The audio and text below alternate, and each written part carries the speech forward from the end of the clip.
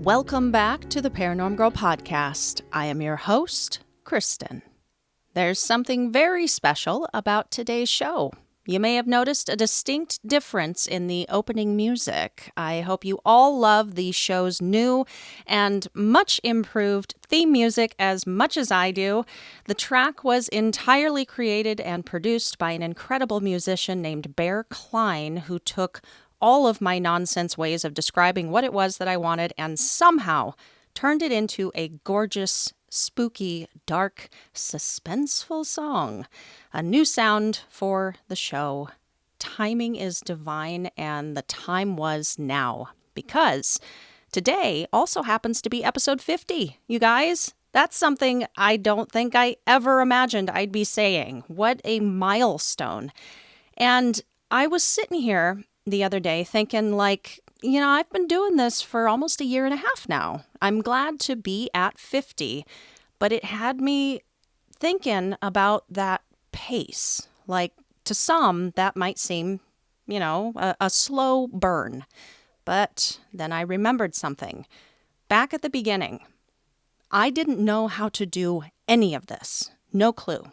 When I had a handful of followers on IG, only my family was listening. I had no idea how to check how many listens or downloads I was getting, didn't understand the equipment at all, and really only had but a basic idea for the trajectory of the show. And at that time, I was only putting out 2 episodes a month. That was it. And I distinctly remember how much of a struggle even that amount was. It was hard. So I called attention to and celebrated when episode 5 rolled around, 2.5 months in, because that's the first podcaster milestone. If you can make it to 5, you're more likely to keep going. It certainly helped that I was really enjoying learning all of the stuff that I was, but that small achievement of 5 whole episodes, that kept me going for a long time. And now, here we are at 50. PGP is now a weekly show, squeezing in some bonus episodes here and there. I'm getting to talk with experts and professionals in the field. Thousands of downloads later, brand new theme music. I'm meeting so many fellow podcasters and getting invited on their shows. Y'all, if you had asked me 5 years ago if I thought it would be podcasting that would give me back my creative identity and open my world right up, well, I wouldn't have laughed. 5 years ago was a damn dark time for me, but I certainly would not have believed it. Change and transition in our lives is something that can happen right under our noses, and sometimes we can't even appreciate it until we're on the other side. And that other side can look so foreign compared to what we had in mind originally.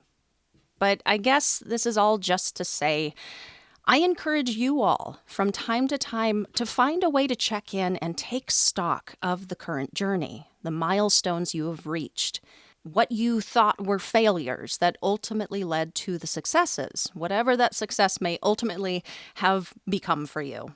It can be so incredible to watch the universe work its magic when you put an intention out there and then loosen your stranglehold on how you think it should go, how it should turn out. You might be happier with what it was meant to be rather than what you originally envisioned success was going to look like. And I don't mean to get all sappy and empowerment guru on ya. That was just my headspace this morning. So celebrate yourselves, because you're probably rocking it at something and don't even realize it. Okay, on to the lesson for today. These days, it's become exceedingly difficult to see how anyone out there right now can feel our pain, can sense what we're going through before we even open our mouths to speak, can make us feel less alone and less alienated because we know they understand on some intimate level just how we are feeling or thinking. It's hard to see that friendly, kind, open nature these days. It's hard to see that ability in others, and think we seem to be the only one who feels for others' plight on a deep emotional level while everyone else is just selfish and rude and mean. According to the vast number of negative news stories, articles online, self-absorbed social media posts, and the like, on the surface, it would seem like the human race, over the course of the past 5 or 6 years, has completely lost its empathy. But science disagrees. Science for the win today.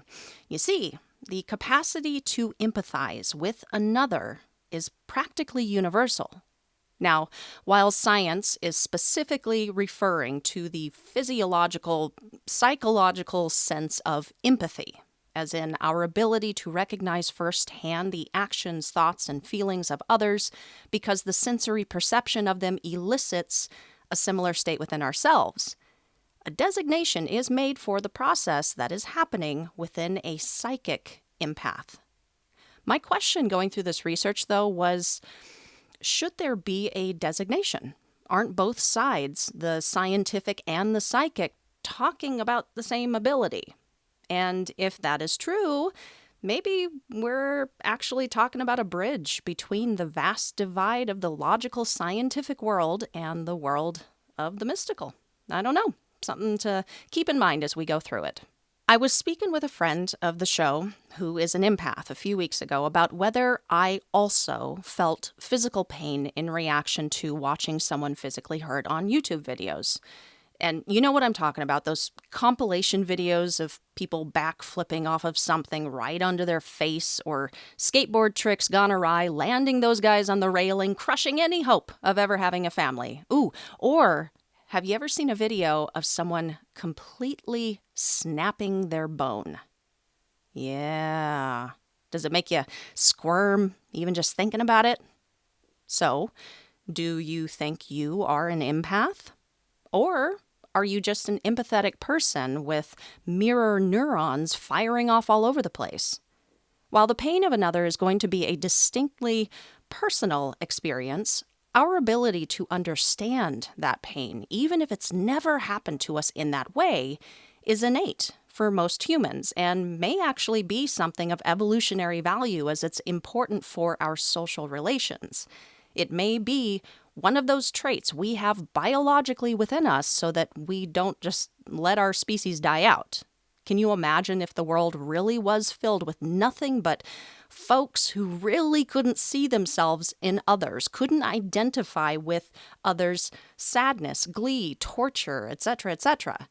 If we really could not care less for the longevity and prosperity of others, we'd be done for. So, though it may appear that Karens have now taken over the planet, most of us are actually pre-programmed to give a shit about our fellow human being. But it's not just our own survival, though, is it? If this ability were simply a species-wide propagation drive or the evolutionary mechanism forcing us to care for our fellow tribe as we care for ourselves, why then does it extend to other species? Why does it extend to people lost before our time? Why do some feel pain and cry when a tree is bulldozed? And it's not a one-way street either. Has your dog ever come and nuzzled you or sat by you silently as you wept, with that look in their eyes? Why do your plants seem to grow better in a happy, positive environment? It's because your dog understands and empathizes with your sadness, and your plants are happy because you are happy. But let's get to the crux of the designation between empathy and being an empath. What is said about an empath that veers us right off the logical explanation for this ability is not just having the capability of identifying with another's emotional state or physical pain, but literally taking those feelings on.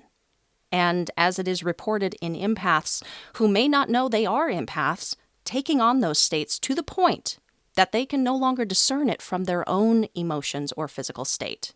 A psychic empath is a highly sensitive emotional sponge. which sounds absolutely terrible and exhausting. But with the right mindset, maybe it could be looked at as an incredible gift. If you've spent much time on psychic TikTok, a lot of folks over there identify as empaths. Commonalities of these folks' experience include often feeling overwhelmed in public, being highly emotional and easily energetically drained by others, having a hard time not caring beyond what is considered normal, being targets for narcissistic personalities, and often feeling like they just don't fit in anywhere.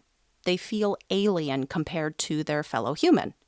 And maybe you've felt this way as well. Maybe you've questioned whether you too might be an empath. There are some questions you could ask yourself and commonly seen traits that could point toward yes. Do you feel others' emotions? Not just perceive them, but feel them and mistake them for your own. Do your feelings and emotions change as soon as you meet a particular person or someone enters your vicinity? Does it seem like at times you can magically read another's mind? Do you sometimes wonder if you are neurotic or crazy? I mean, join the club, but still, good questions to keep in mind. And some of the common empathic traits laid out by Kimberly Moon in her book, I've mentioned it before, Psychic Empath, include being highly sensitive. What others say or do affects you easily, and you are easily hurt. And you are often able to read between the lines, sensing what is being said without it actually being said. You also seem to soak up others' energies. You absorb another's emotional state, stranger on the street or friend in your home, without any indication or words from them as to how they are feeling. Very spongy of you. You tend to be introverted and are easily drained in crowded spaces. An empath is definitely more likely to be introverted rather than extroverted, preferring that one-on-one contact or very small groups.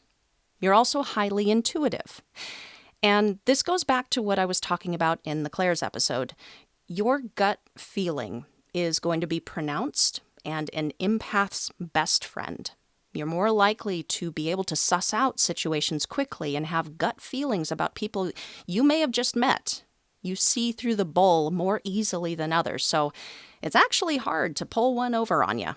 Another that Ms. Moon points out that I hadn't really thought about before but makes a lot of sense is how hard it is for an empath to be in a conventional relationship. Since a couple is sharing space, constantly in each other's presence, constantly having to be in contact, sharing all possessions, it's hard for an empath who is both sensitive to their partner's emotions and also needs, not wants, but needs, for their sanity to have their friggin' alone time. They've got to have it. So, the recommendation here would be to not have a conventional relationship. Be honest with your partner about your need for space and private time.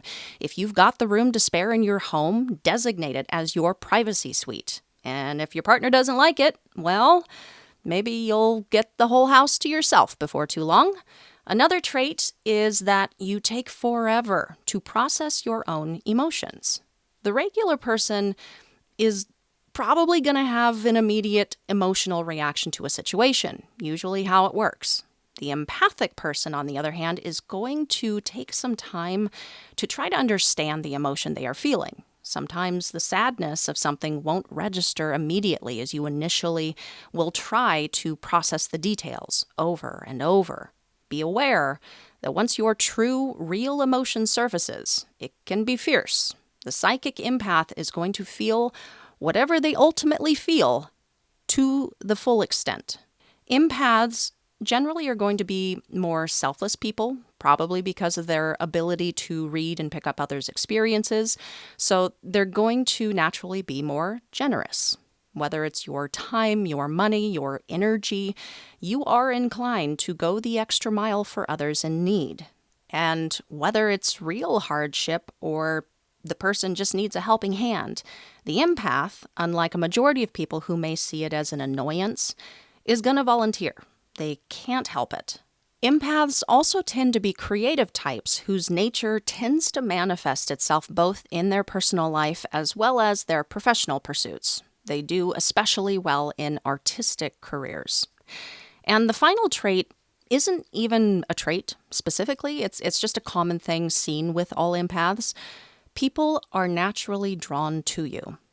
I'm sure you can imagine a few people in your life who have this tremendous ability to understand whatever you're going through and seem to have incredible insight about difficult situations and how to overcome challenges. You rely on these types of people for emotional support and understanding. Well, you may be lucky enough to have some empathic friends in your midst. And if you're looking around and don't seem to have any of those sorts in your circle, it might be because that person is you. Now, a quick callback to what I was saying about people crying over fallen trees or having the uncanny ability to just know what another's thinking. You might have had the suspicion at some point in your life that maybe you had some empathic tendencies, but that couldn't be right because you don't care about plants all that much, You got that black thumb and aren't all that emotional when it comes to our quickly depleting rainforests. And you don't read minds. What people are thinking behind those closed lips remains unknown to you. Or you love your own pet more than most people that you know. So you're not an empath, right? You can't be, right? This might come as a surprise, but there are different types of empaths. We'll run through them pretty quickly. For the most part, they are all pretty self-explanatory. Geomantic empaths are attuned to places and locations. This can mean an historic building or a mountain. They pick up energy and may have emotional reactions to things that have taken place in those locations. Physical empaths intuitively know and can feel within themselves what ails or pains a person physically. They are wonderful caregivers and often can be found in the medical field. Emotional empaths are who is absorbing all of that emotional energy of others. Whether good or negative, they take it on and feel it as their own. They get drained of energy if they're not self-aware. They need alone time and space to replenish. The emotional empath is the one we think of when we think empath.